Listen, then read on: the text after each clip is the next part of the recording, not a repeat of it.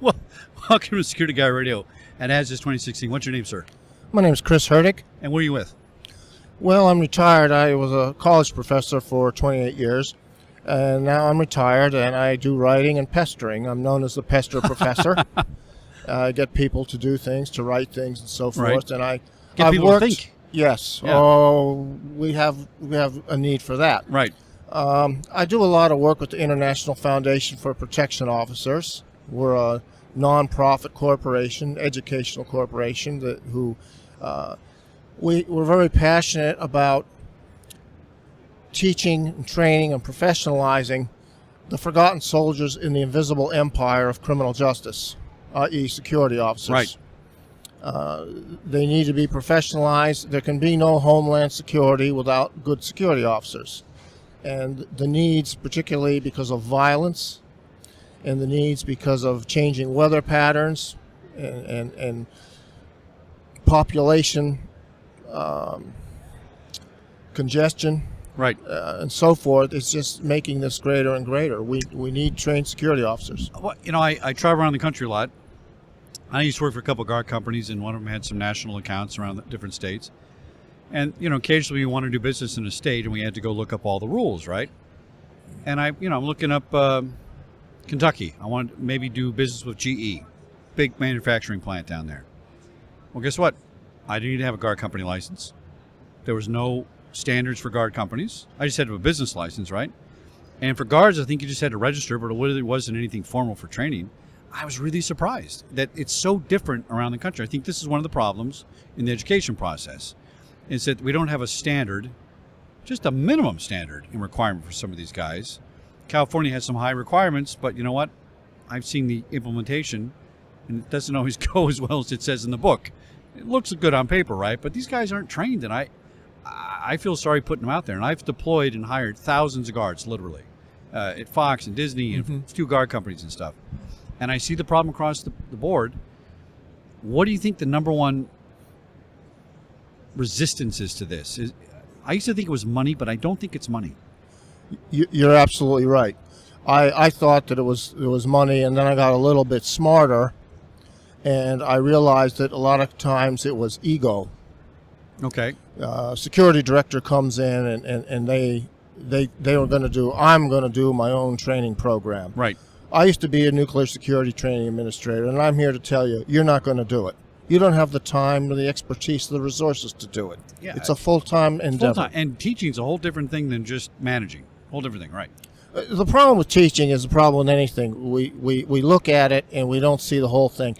And with teaching, anybody can teach one or two or three things and do a good job of it. Right.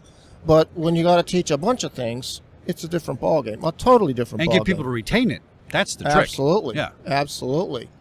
So I realized that it was egos.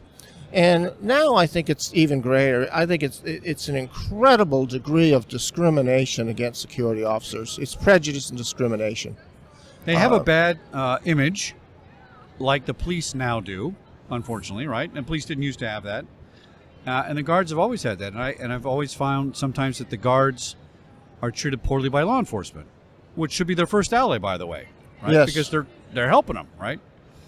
But on the other hand, if the guard isn't given training and the guard isn't perceived as a value, then you can see where some of that stuff comes from. And I think it's really disgraceful that that training's not the number one thing we do with security officers. It's a major, major, major problem. We can't, in my presentation on Wednesday, I'm going to talk about we can't train what we don't understand. And we don't even know how many security officers there are in the United States. Oh, yeah, no, it's we true. don't know. Yeah. Our best guess is there's 4 security officers for every police officer. But that's a guess. Yeah. We don't really have any good sound metrics on that. And we are not going to train that which we don't like. If they're the butt of jokes, if they're on YouTube all the time, every movie you see, almost every movie. That's true. You've got, a doofus security officer. It's guards throughout history. If the movie's about something in ancient Rome, the guards screwed up that caused the war. It's a classic stereotype. That's just what happens. Yeah, that's true. And that's terrible. And, and people need to realize that the first person you go to when you have a crime, fire, or accident problem is most likely a security officer. More so than police, actually. Absolutely. Yeah, because that's kind of they're closer to you. Sure. And more familiar. That's Sure. right. And members of the public are slowly coming to that realization. I would say that some people in Congress have started to come to that realization. But, you know, it really is bad. We talk about first responders. Well, you know, if you're having a heart attack, by the time that first responder gets there, you're dead. Right. You got about 3 minutes. And it happens to be a guard that's probably right next door. It's an initial responder. Right. You know, workplace violence. We're talking about violence. Forget about the police. They're probably not going to be there in time. It's really a shame. And I think, and I spoke to ILEAD about this, that the police role in these mass shootings, active threats, I call them, the police role should really be one more of helping to train security people and employees and other people about how to deal with shootings, stabbings, and also to help with mental health first aid. You know, when they get there after it's happened, well, and how to interact. That's right. How to interact. Absolutely. Now, I think one of the disconnects on here might be this. People equate security and law enforcement as the same thing, one at a higher level, one at a lower level. They're completely different things. And you may disagree, but let's have the conversation. Law enforcement is about responding and not so much prevention. They prevent because they happen to be driving around, but that's not the primary focus, right? It's responding. Right.